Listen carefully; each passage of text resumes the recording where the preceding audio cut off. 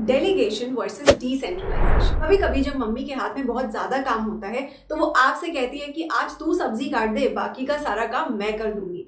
इसे कहते हैं डेलीगेशन, जहां पर मम्मी ने अपने इतने सारे काम में से एक छोटा सा काम आपको दे दिया और बोला ये करके दो। नाउ यहाँ पर ध्यान दीजिए कि अभी रिस्पॉन्सिबिलिटी जरूर आपकी है, लेकिन अथॉरिटी एंड कंट्रोल अभी भी मम्मी ने अपने हाथ में रखा है। यानी कि सब्जी में कितना मसाला पड़ेगा, कैसी सब्जी कटेगी, क्या होगा, ये सब कुछ मम्मी ही डिसाइड करेंगी।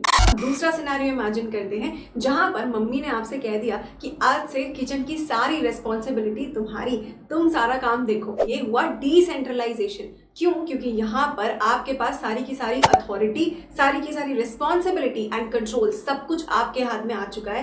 क्या, कैसे, कब, कहाँ बनना है, सब कुछ आपके हाथ में है। मम्मी यहाँ पर कोई दखल अंदाजी एज सच नहीं करने वाली है। तो बस अब इसी कॉन्सेप्ट को ऑर्गेनाइजेशन के कॉन्टेक्स्ट में समझते हुए कंक्लूजन देखते हैं। तो डेलीगेशन किया जाता है to lessen the burden of the manager, whereas decentralisation एक प्लान्ड वे में सबऑर्डिनेट्स का रोल इंक्रीज करने के लिए किया जाता है ऑर्गेनाइजेशन में, ताकि उन्हें भी फील हो that they are a part of the organisation and उन्हें वो काम करने की फ्रीडम भी दी जाती है। उसके अलावा डेलीगेशन का स्कोप बहुत ही नैरो होता है। यहाँ पर चुपचाप काम करके सबऑर्डिनेट को, मैनेजर को देना होता है, जबकि डिसेंट्रलाइजेशन का स्कोप थोड़ा सा वाइडर होता है, जहाँ पर उसे अपनी रिस्पॉन्सिबिलिटी, अपना कंट्रोल एंड अथॉरिटी समझकर उस काम को करना होता है। एंड आखिरी बात, डेलीगेशन में सिर्फ रिस्पॉन्सिबिलिटी यानी काम की जिम्मेदारी ही ट्रांसफर करी जाती है।